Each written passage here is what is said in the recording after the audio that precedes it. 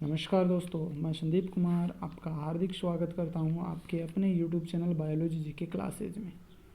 हम अंतःस्रावी तंत्र के विषय में अध्ययन कर रहे थे, जिसके अंतर्गत हमने पिछले वीडियो में एड्रिनल ग्लैंड यानी कि अधिवृक्क ग्रंथि के बारे में डिटेल से अध्ययन किया था। इस वीडियो में हम जेनाइटल ग्लैंड यानी कि जनन ग्रंथियों के बारे में डिटेल से अध्ययन करेंगे। नर व मादा में अलग अलग जनन ग्रंथियाँ पाई जाती है। नर में वर्षण और मादा में अंडाशय जनन ग्रंथियों के रूप में पाए जाते हैं। तो इस वीडियो के अंतर्गत हम वर्षण और अंडाशय के बारे में डिटेल से अध्ययन करेंगे। ये जो वीडियो है, जितने भी कंपटीशन एग्जाम हैं 10th class, 12th class, REET और नीट, इन सभी के लिए बहुत ही महत्वपूर्ण है। तो आप मेरे वीडियो को शुरू से लेकर अंत तक ध्यानपूर्वक देखिए, और यदि अभी तक आपने मेरे चैनल को सब्सक्राइब नहीं किया है तो सब्सक्राइब ज़रूर कर लीजिए। तो आइए शुरू करते हैं आज का हमारा टॉपिक, जनन ग्रंथियाँ। सर्वप्रथम हम टेस्टिस यानी कि वर्षण के बारे में देखते हैं, जो कि नर जनन ग्रंथि है। वर्षण में अंतराली कोशिकाएं या लीडिंग कोशिकाएं अंतःस्रावी प्रकृति की होती है। यानी कि जब वर्षण की जब इंटरनल स्ट्रक्चर देखते हैं तो उसमें बहुत सारी सेमिनिफेरस ट्यूबुल्स यानी कि शुक्र जनन नलिकाएं पाई जाती हैं। उन शुक्र जनन नलिकाओं के बीच में बहुत सारी सेल्स पाई जाती हैं और वो सेल्स कहलाती हैं अंतराली कोशिकाएं। ये अंतराली कोशिकाएं ही अंतःस्रावी प्रकृति की होती हैं, जो कि नर हार्मोन सिक्रेट करती हैं। वर्षण की हम इंटरनल स्ट्रक्चर या डिटेल से जो स्टडी है वो हम जब नर जनन तंत्र के बारे में अध्ययन करेंगे तो उस समय इसका डिटेल से अध्ययन करेंगे। इस वीडियो में हम सिर्फ अंतःस्रावी ग्रंथि की बात करते हैं, जो कि कौन सी कोशिकाएं होती हैं, अंतराली कोशिकाएं या लीडिंग कोशिकाएं होती हैं। अंतराली कोशिकाओं द्वारा स्रावित नर हार्मोन तो दो प्रकार की होती हैं, इसमें टेस्टोस्टेरोन या एंड्रोजन और दूसरा है एंड्रोस्टेरोन। तो मुख्य हार्मोन इसमें टेस्टोस्टेरोन होता है। टेस्टोस्टेरोन मुख्य हार्मोन होता है, जो कि स्टेरॉयड हार्मोन है। स्टेरॉयड यानी कि उत्तेजक हार्मोन होता है। इसका नियंत्रण है वो पीयूष ग्रंथि के द्वारा स्रावित होने वाले LH या ICH हार्मोन के द्वारा होता है। पीयूष ग्रंथि से दो हार्मोन सिक्रेट होते हैं इसके लिए। एक तो FSH होता है, फॉलिकल स्टिमुलेटिंग हार्मोन, जो कि शुक्राणुओं के निर्माण के लिए रिस्पॉन्सिबल होता है। दूसरा LH हार्मोन होता है, ल्यूटिनाइजिंग हार्मोन। यह हार्मोन क्या करता है, अंतराली कोशिका या लीडिंग कोशिकाओं को प्रेरित करता है और इसके प्रेरण से टेस्टोस्टेरोन हार्मोन का सिक्रेशन होता है। LH हार्मोन को ICSH भी बोलते हैं, इंटरस्टिशियल स्टिमुलेटिंग हार्मोन। नेक्स्ट जो टेस्टोस्टेरोन हार्मोन है वो नर में द्वितीयक लैंगिक लक्षणों के विकास के लिए उत्तरदायी होता है। बहुत ही ज़्यादा इम्पोर्टेंट क्वेश्चन है ये, कि पहला क्वेश्चन तो यही है कि वर्षण में अंतःस्रावी प्रकृति की कोशिकाएं कौन सी होती हैं। तो अंतःस्रावी प्रकृति की कोशिकाएं होती हैं अंतराली कोशिकाएं या लीडिंग कोशिकाएं। दूसरा ये है कि टेस्टोस्टेरोन हार्मोन किन से सिक्रेट होता है। तो लीडिंग कोशिका या अंतराली कोशिकाओं से होता है।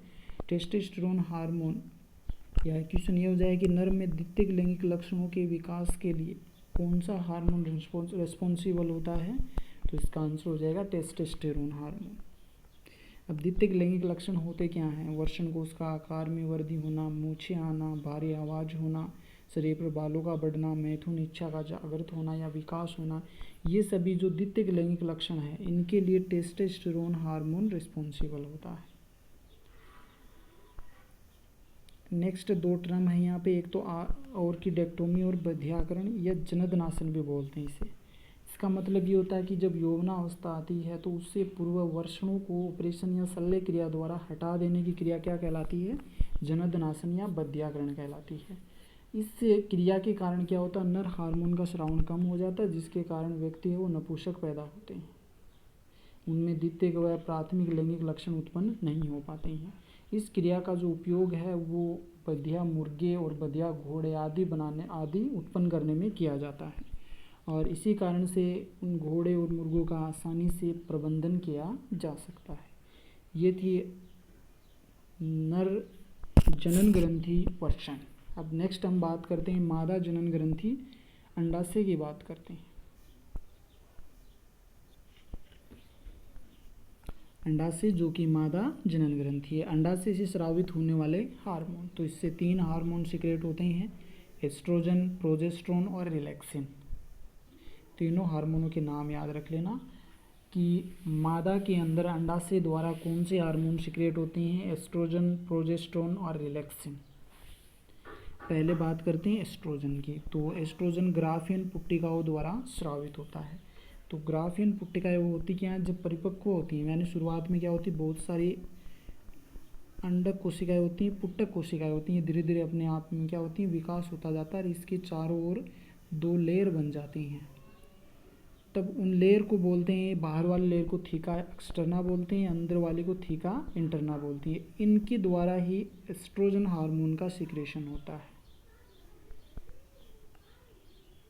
तो एस्ट्रोजन हार्मोन का किन के द्वारा सिक्रेशन होता है, ग्राफियन पुट्टिकाओं द्वारा स्रावित होता है। ये कार्य क्या करती है, मादा में द्वितीयक लैंगिक लक्षणों के लिए उत्तरदायी होती है। यानी कि नर में द्वितीयक लैंगिक लक्षणों के लिए उत्तरदायी हार्मोन होता है टेस्टोस्टेरोन, जबकि मादा में द्वितीयक लैंगिक लक्षणों के लिए उत्तरदायी हार्मोन कौन सा होता है, एस्ट्रोजन होता है।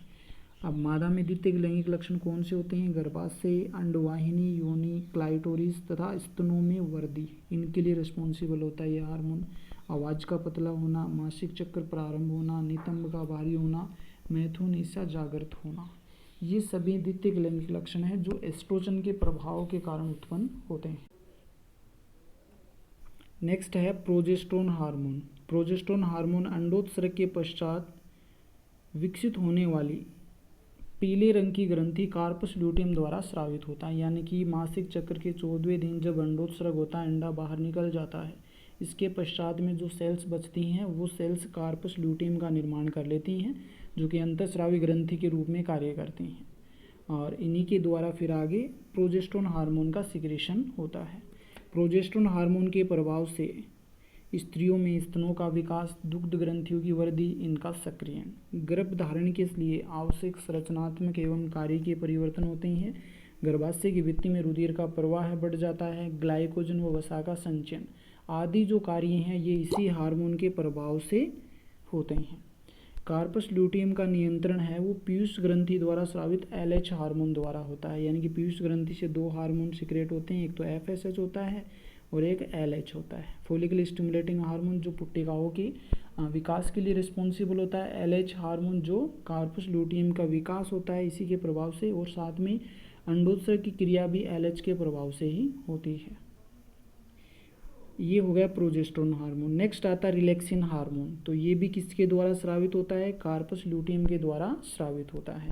जब प्रसव की क्रिया होती है, जब बच्चे का जन्म होता है, उस समय प्यूबिक सिम्फाइसिस, जो जांग का जो संधि स्थल है वहाँ पर पाया जाता है। तो प्रसव क्रिया के समय प्यूबिक सिम्फाइसिस को शिथिल कर शिशु जन्म में सहायक होता है यह हार्मोन। तो क्वेश्चन आ जाएगा कि शिशु जन्म में कौन सा हार्मोन सहायक होता है या प्रसव में कौन सा हार्मोन सहायक होता है, तो रिलैक्सिन हार्मोन प्रसव में सहायक होता है। ये हो गया अंडाशय के बारे में डिटेल से अध्ययन।